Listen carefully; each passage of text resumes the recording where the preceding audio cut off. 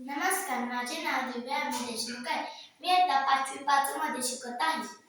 स्वराज्याची हाक ज्यांनी दिली, स्वराज्याची हाक ज्यांनी दिली, देशाला मंत्र नवा, देशाला मंत्र नवा. स्वातंत्र्यासाठी ज्यांनी पत्करला जिद्दीचा मार्ग हवा.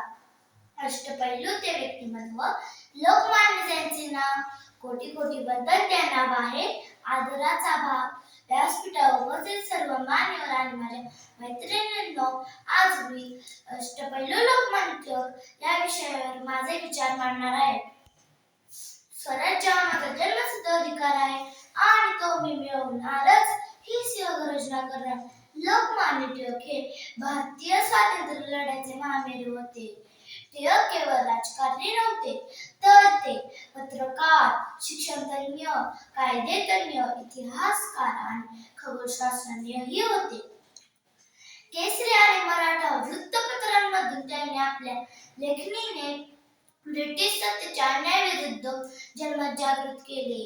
सार्वजनिक गणेशोत्सव आणि शिवजयंती उत्सवाची सुरुवात करून त्यांनी समाजाला मोठे कार्य केले.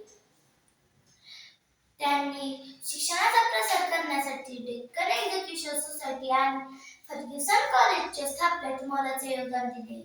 तुरुंगातील कठीण काळात त्यांनी गीतरहस्य आणि अजरामर हा ग्रंथ लिहून भारतीय तत्त्वज्ञानाचा गौरव वाढवला.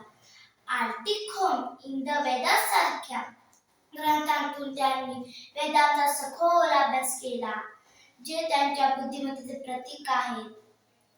त्यांचे आयुष्य म्हणजे त्याग, कष्ट आणि राष्ट्रभक्तीचा एक आदर्श संगम होता. म्हणूनच त्यांना जनतेने लोकमान्य ही पदवी दिली. अशा थोर राष्ट्रपुरुषाच्या विचार डोळ्यासमोर ठेवून आपण देश घडवण्यासाठी कटिबद्ध होऊया.